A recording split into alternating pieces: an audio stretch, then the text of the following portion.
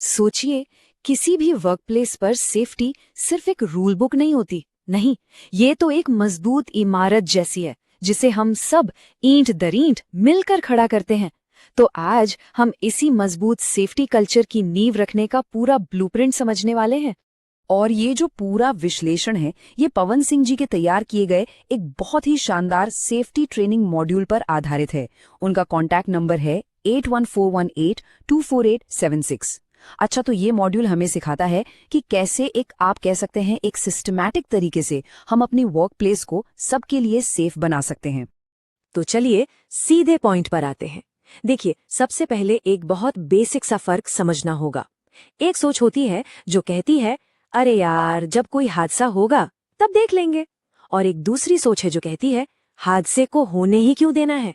बस यही वो शिफ्ट है, यही वो बदलाव है जहां से एक मजबूत सेफ्टी कल्चर की असली शुरुआत होती है।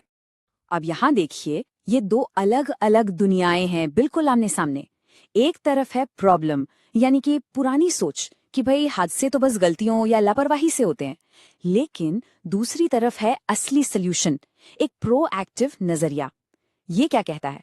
ये कहता है कि जब हर एक एम्प्लॉय खतरों को पहचानने और इम्पोर्टेंटली उनको रिपोर्ट करने में हिस्सा लेता है, तब जाकर हम असल में सेफ होते हैं। पता है असली पावर कहाँ है? इसी पार्टिसिपेशन में। तो ठीक है, ये प्रोएक्टिव सोच तो अच्छी है, लेकिन सवाल ये है कि इसे हकीकत में कैसे बदलें, है ना? इसका जवाब छुपा है एक मजबूत सेफ्टी के ब्लूप्रिंट में, जो असल में 3 बहुत ही जरूरी पिलर्स पर खड़ा है। और ये रहे वो 3 पिलर्स, एंगेज, एजुकेट और एम्पावर, यानी जोड़ें, शिक्षित करें और सशक्त करें।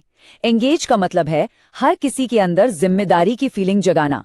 एजुकेट मतलब सबको खतरों की सही समझ देना। और एम्पावर, ये सबसे जरूरी है, मतलब हर किसी को यह अधिकार और कॉन्फिडेंस देना कि वो अनसेफ काम को रोक सकें। जब ये तीनों मिल जाते हैं ना, तभी 0 एक्सीडेंट्स का गोल अचीव हो पाता है। चलिए अब एक एक करके इन पिलर्स में थोड़ा डीप में जाते हैं। सबसे पहले है एंगेज, यानी जोड़ना। अब इसका मतलब सिर्फ लोगों को शामिल करना नहीं होता।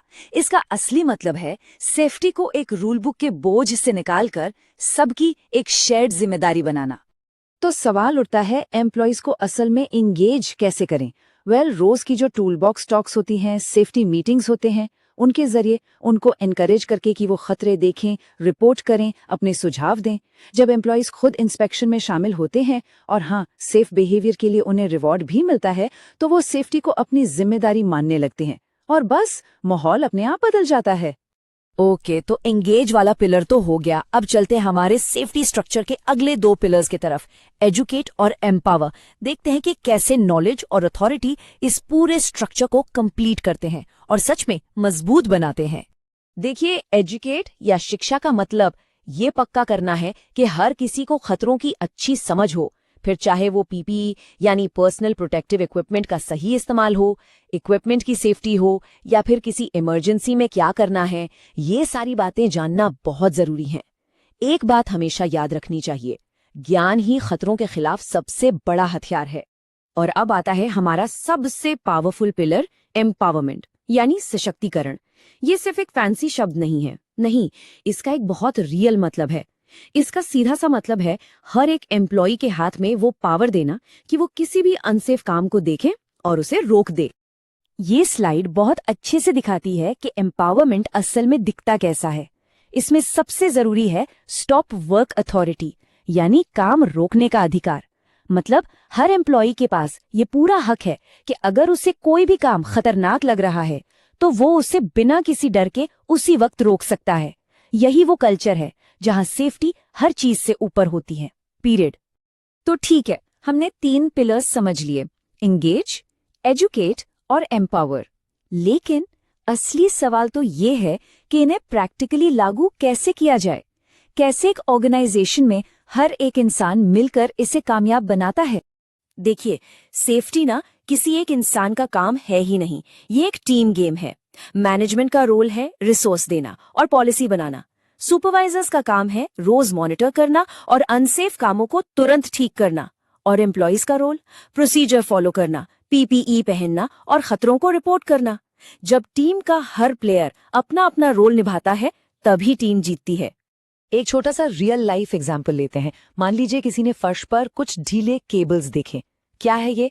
एक साफ साफ खतरा। अब उसने इसे इग्नोर नहीं किया, बल्कि तुरंत रिपोर्ट कर दिया। एक्शन लिया गया, केबल्स को सिक्योर किया गया, और रिजल्ट, एक बड़ी गिरने की दुर्घटना टल गई। बस इतना ही सिंपल है ये। खतरे को पहचानो, एक्शन लो और एक्सीडेंट को रोको।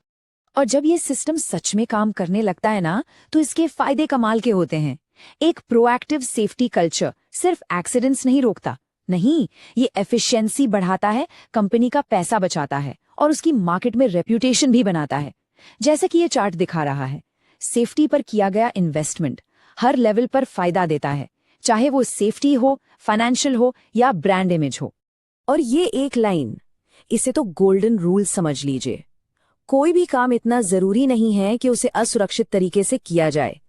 कोई भी काम, कोई भी डेडलाइन इतनी जरूरी नहीं हो सकती कि उसके लिए किसी की सेफ्टी को दांव पर लगा दिया जाए। तो आखिर में ये पूरी बात एक पर्सनल कमिटमेंट पर आकर रुकती है। सेफ तरीके से काम करने का कमिटमेंट, खतरों को रिपोर्ट करने का कमिटमेंट, और ये पक्का करने का कमिटमेंट कि दिन के आखिर में हर कोई अपने घर सेफ लौटे। ये एक वादा है जो हम सब एक दूसरे से करते हैं। तो बस हम इसी एक सवाल के साथ आज की बात खत्म करते हैं। जरा सोचिए, सेफ्टी असल में है क्या?